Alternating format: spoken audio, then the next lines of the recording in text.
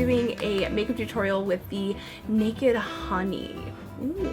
This is an Urban Decay series of palettes that they do. There's like Naked 1, 2, and 3. There's Naked Cherry. Heat was another one that they came out with. So I tend to review these palettes when they come out because they're very popular, and they're usually pretty good bang for your buck. Urban Decay makes really, really good eyeshadows, so we can get this many of them at one time, especially in sort of like a themed like color thing. It's really nice because that way they're harmonious and they'll go together. I think that this is actually I always say this when a new one comes out, and I think it's just because each time they get better. I don't think it's because I like am lying to you or anything, but I am aware of the fact that every time a new one comes out, I'm like, this one's my favorite. But noticeably, I did not make a video for Naked Cherry last year because it really truly didn't suit me. And so I just declined to make a video about it because I'm like, I'm having too much trouble making this work. Also, my hair was like a seafoam color, so it really wasn't flattering with the cherry colors. Maybe it would work for me better now. Anyway, moving on to Honey. Honey is full of like warm tones. I have blue eyes. I have fair skin. This is perfect for me. This is like literally one of the best eyeshadow palettes for my skin I've ever used. There isn't a single color in here that doesn't work for me. There isn't a single color in here I'm not excited about. There isn't a single dud in the bunch. There's 6 shimmers, 6 mattes, nice balance. The colors are gorgeous. The metallics are super metallic-y. I have a lot of colors in here, especially in the lighter colors or in the matte shades, things that you can wear on a daily basis. Like for instance, I really like to wear just Hive all over the lid, sometimes blended in with some Sweet. Done and dusted. Definitely gonna want to stay tuned to the end to find out what lipstick. We are getting started today with my primer, which is a super basic thing to show. Usually the type of thing I cut out of a video, but I want to show you guys that I actually squeeze it out of the tube rather than using the given applicator. I think that overall I get a better result from this, so if you're struggling with your eyeshadow primers, particularly the Urban Decay Primer Push, and try squeezing it out, honey. You might find that it works better for you that way. Today we're going to be using the Naked Honey palette, which I love, and I'm also going to be using the brush that is provided in the palette because I think it's quite brilliant at applying the colors. So this is the fluffier side of the brush, and I'm using it to put on a color called Swarm, which is a gorgeous marigold, or you could call it a mustard. Just don't call it late for dinner, honey. It is a fantastic warm yellow, bordering on orange. It's perfect for people who have blue eyes that really want to make their eyes look like laser beams. This is like my favorite color because it's just soft enough to almost be a neutral, but not quite. So it brings out that color. It adds some vitality to my complexion for a beauty look in a way that's still really fun and fresh and very, I don't know, youthful, and I don't know. I just like it. Now I am putting on some eyeliner. I'm using golden eyeshadow over gold mine eyeliner from Urban Decay as well. This is a very Urban Decay heavy episode because frankly they're my favorite brand. I'm dipping into my glitter goodie drawer and I pulled out Midnight Cowboy. No, that's not the name of it. Hold please. No, the name of this color is also Gold Mine. I really like it when brands have like a theme like that overall. Like the gold color is always called Gold Mine, or you know, the purple's always Asphyxia with Urban Decay. So it's really nice to kind of have like a language within a brand. It is helpful as a makeup artist and as a consumer when you like something. We're using the waterproof Perversion mascara, and I'm layering that on. It's really quite a lovely mascara, actually. I really like it. For the bottom lashes, I'm going with a blue mascara. This is a sample of a YSL mascara I got. Now, you might notice I have a naked face here. So what I did is I first showed you guys the eyes because for a lot of you, that is the main focus. That's what you want to see when I do these tutorials. But I know that some of you also like to see how I do my foundation.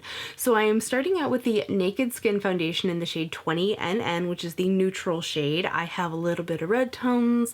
I have some warmer tones and like yellowier tones. So if I go for a foundation that's all pink based, it looks like I put on pink foundation. If I go for one that is yellow based, it looks like, actually sometimes I can get away with the yellow, but neutral is usually where I'm most comfortable, and then I can kind of enhance a peachier tone. Or I could also flip that and go for a super pale Nicole Kidman type, very, very fair porcelain kind of complexion. So neutral tends to be what works for me. You want to be careful with it though, because occasionally on very pale skin, neutral can look a little gray. Actually, this is kind of true for everyone, but a lot of deeper complexions tend to use things like bronzer and stuff, whereas when you're very, very fair, using bronzer can look a little fakey. So depending on what you're going for, look, I'm just like really going off on a tangent here. So I apply the foundation with a very small brush, and then I blend it in with a fluffier brush. These are both synthetic. They are both from Smashbox. They are one of my absolute favorite lines of brushes, and I really love them for complexion, particularly because they're all synthetic, so you don't have to worry about the makeup breaking down the hairs of a brush over time. They're cruelty free, and they're quite easy to clean because you're not having to worry about getting it out of an organic substance. You're getting it out of a synthetic one, which is a little bit easier, especially if you use a Lori brush soap. Hello, gonna give my friends a little shout out at a Lori. So to top that off, I'm going to use a second layer of foundation because I really wanted to have a full coverage complexion today. So I'm using the Makeup Forever Powder Foundation and a big fluffy brush from the Sonia G Sky collection.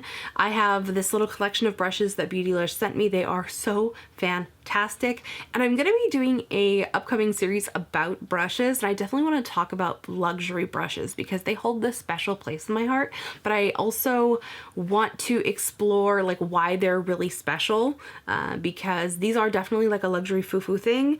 Not everyone can afford them. I certainly at this point in time can't afford these brushes myself, but I do really appreciate that they sent them to me and I love them. I think a good quality brush can just beautifully affect the way that your makeup turns out. It really gives a lovely finish. It picks up just the right amount of product. It picks up and then it lays it down in such a way that it doesn't disrupt what you have on underneath when you have a really nice, soft, high quality, well crafted, thoughtfully designed brush. Next up, I'm going to do a light contour with the fan brush, also from the Sonia G series. This is my Kevyn Aucoin. I think that's what this was. I have to be honest with you guys, I think I'm going to film this back in like September.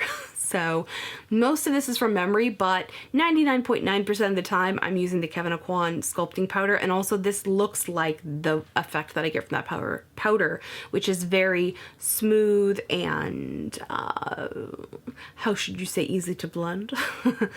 It's very dreamy to use. So now I am picking up blush, and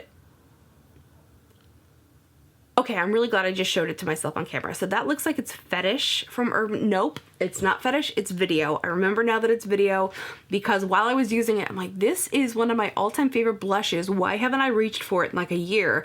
It is a beautiful brown-based peach blush. That's the effect that it gives me. Occasionally it can also go to a plum territory depending on how much I layer it. So it's interesting because it's got warmth and some cool tones from plum. It's like a warm plum, really. Oh, I just love it. I love it so much. It's so beautiful.